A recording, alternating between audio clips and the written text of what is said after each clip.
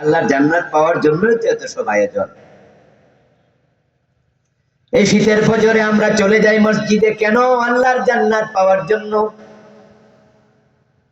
চৈত্র মাসও রোজা ভাঙি না, রিক্সা চালায় রোজা রাখে এমন দুই একজন রিক্সাওয়ালা আছে। কেন রাখে? আল্লাহর জান্নাত পাওয়ার জন্য। 5 লাখ 7 লাখ টাকা খরচ করে হজ করতে যায় কেন? আল্লাহর জান্নাত পাওয়ার জন্য।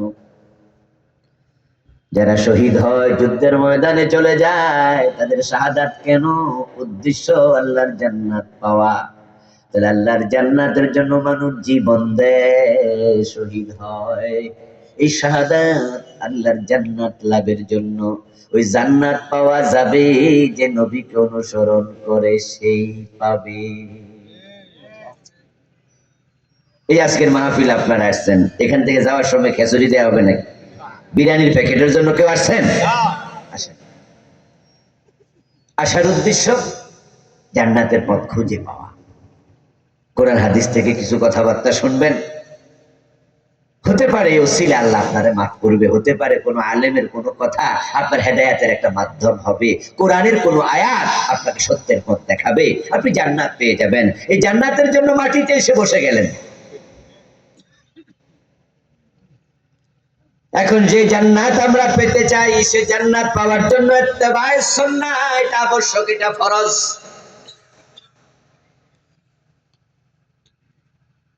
নবীজি সাল্লাল্লাহু আলাইহি ওয়াসাল্লাম বলেছেন, কুল্লু উম্মতি ইয়াদখুলুনাল জান্নাতা ইল্লা মান আবা। আমার সব উম্মত জান্নাতে যাবে, তবে অস্বীকারী উম্মত জান্নাত পাবে না।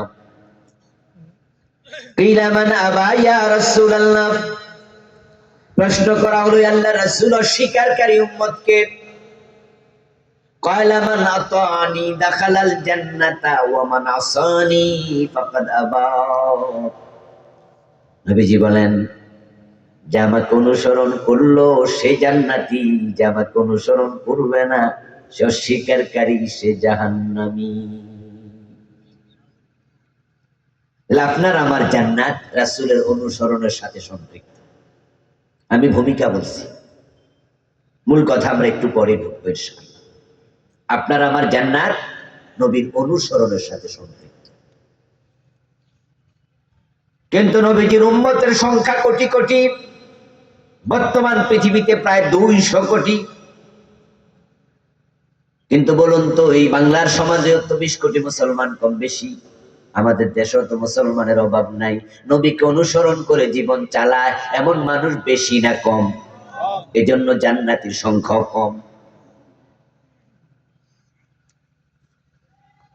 قال رسول الله صلى الله عليه وسلم تفترق أمتي على 73 ملة كلهم في النار إلا واحدا। নবীজি বলেন, আমার উম্মত হবে 73 দল, 72 দল জাহান্নামী। জান্নাতি কয় দল? এক দল। জান্নাতি বেশি না কম? এখন কোন দল জান্নাতি কেমনে চিনবেন? এটাই হলো সমস্যা। কারণ যারা দেওয়ানবাগের মুরিদ তারা কয় ওই দল হয়েছি আমরা। যারা আটরশির মুরিদ এরা কয় জান্নাতি দল একটা, ওইটা আমরা। যারা মাইজভান্ডারের মুরিদ এরা কয় আমরা। যারা সরসিনার মুরিদ এরা কয় আমরা। যারা সরহুনায়ের মুরিদ এরা কয় আমরা। এর মানে জান্নাতি দল আছে একটা, এটা কোনটা? কয় আমারটা। বাংলাদেশের 20 কোটি মানুষ যদি এক জায়গায় একত্রিত করা হয় আর জিজ্ঞাসা করা হয় জাহান্নামী দলে কে কে আছো, হাত তুলবো কয়জনে?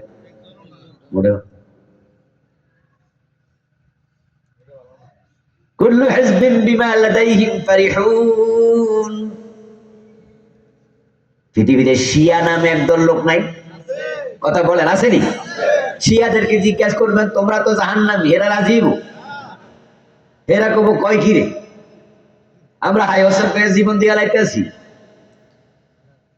নবীর পরিবারের জন্য কি মহাব্বত দেখায় শিয়ারা।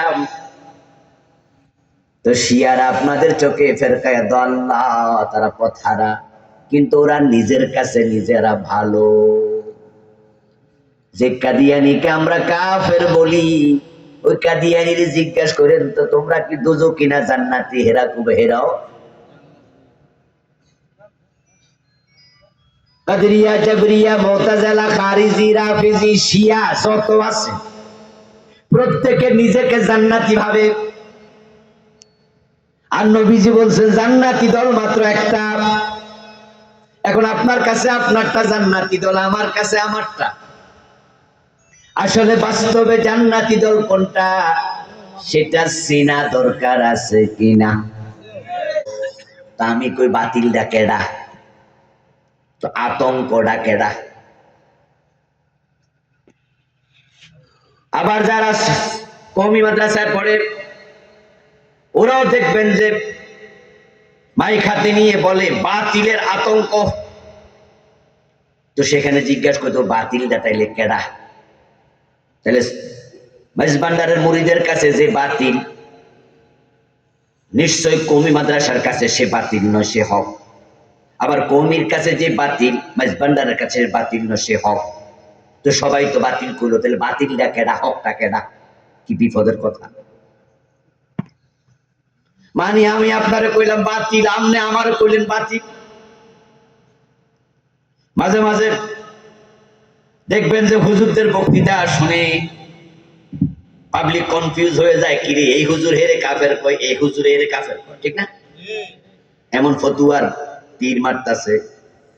তো তাহলে এই হুজুর কয় হে হুজুর কাফের, হে হুজুর কয় হুজুর কাফের, তাহলে সব কিছু এক টাকায় জমা করলে শেষে সমান সমান সব কাফের।